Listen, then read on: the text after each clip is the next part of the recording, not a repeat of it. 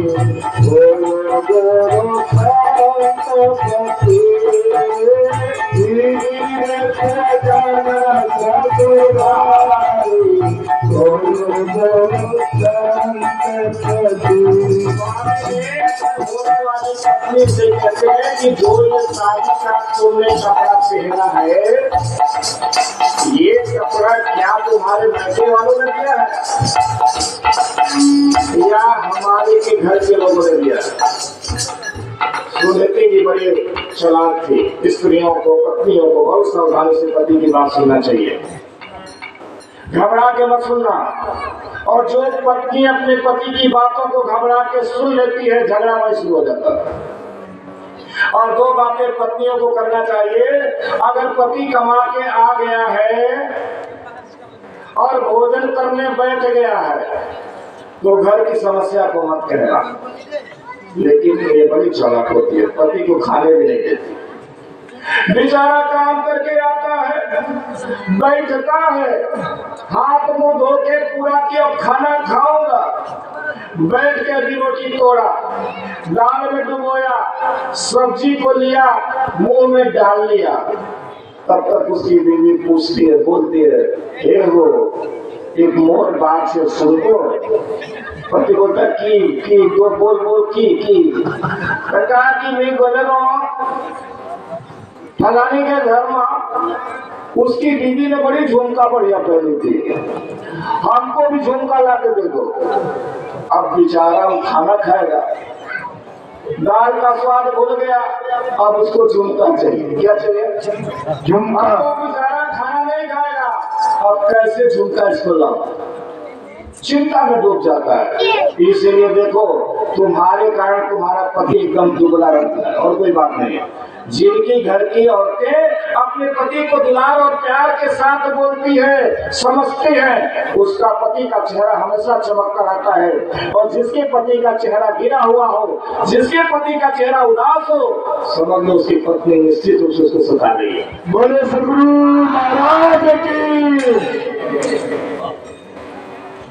स्वामी जी कहते हैं, ये जो चुनरी पहनी है ये तेरे मैके में है या मेरे ससुराल में है? सुनती जी ने कहा, महाराज जी इस चुनरी के बारे में आप कह रहे हैं जो मैं पहनी हूँ इसके बारे में, या मैं जो शरीर लेके आया उसके बारे में? स्वामी शिवानंद जी समझ गए कि मैं जिससे शादी करने जा रहा हूँ यह संसार की महिला नहीं है, यह तो परमात्मा के द्वारा दी गई पद्धति है।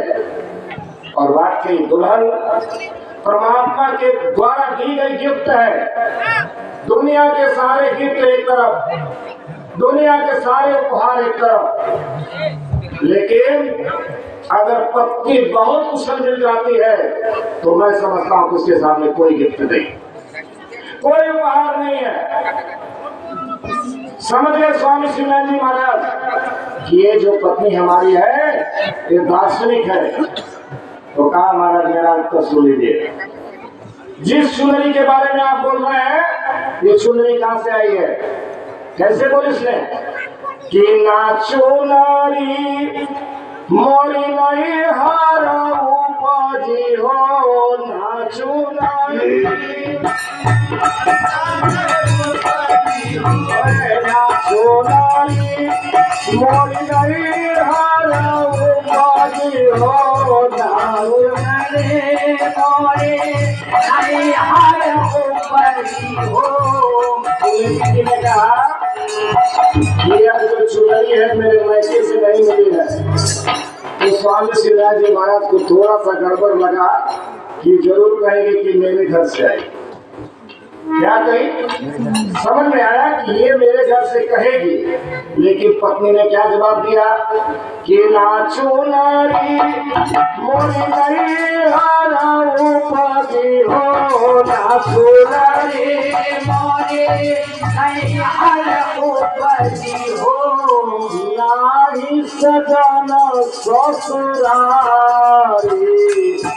बोलो गुरु संतपति, नाही सजना ससुरारी बोलो गुरु संतपति। ना, ये हमारी चुनरी न मेरे मायके में मिली है, न मेरे नैहर में मिली है, और न ही आपके घर में। अब स्वामी श्रीनाथ जी परेशान हुए थे, अब क्या कहने वाले हैं। तो कहा है पतिदेव होने वाले, सुनो, ये हमारी साड़ी और तुम्हारी साड़ी। देखिए कितना सुंदर जवाब है कि तुम जो साड़ी पहन के आए हो बाबा जी, और जो मैं ये चुनरी पहनी हूँ, इन दोनों चुनरियों में 5 ही पेवन है, 5 ही किनारी है। स्त्री और पुरुष के शरीर में कोई अंतर नहीं। स्त्री भी 5 तत्व से बनी है, पुरुष भी 5 तत्व से बनी है। इसलिए हे श्रीनारायण स्वामी जी, हमारा विवाहिता आप नहीं है, आप हमारे पति नहीं है। अब मंडप में कोई लड़की कर दे आपका पति है, आपका पति नहीं, पत्नी नहीं, तो क्या मामला होगा? गड़बड़ होगा कि नहीं? घेर दिया उन्होंने स्वामी जी को, कहा कि आप हमारे ओरिजिनल पति नहीं है और ना मैं आपकी पत्नी हो। बोलिए श्री सद्गुरु महाराज की जय। हम लोग कम लोग हैं, अचानक मिलने वाले लोग हैं, हमारा आपका ये रिश्ता नहीं है। ये शारीरिक जीवन को यापन करने के लिए स्त्री पुरुष की मुलाकात होती है, लेकिन जो आत्मा मेरी है वही आत्मा आपकी है, और जिसका मैं पत्नी हूँ उसी का पत्नी आपकी है। कहा स्वामी ने कि मैं कैसे पत्नी हूँ? मैं तो पुरुष हूँ, मैं तो पुरुष हूँ। तो आप लोग आते हैं ना कि सारा ही शब्द में देखो बिचारी आए कई पुरुष, उन्होंने उत्तर दिया हमारा लोक में। कहा बोला? हमारे लोक में बहुत पति आप लोग बनते हैं, पत्नी को डांट लेते हैं।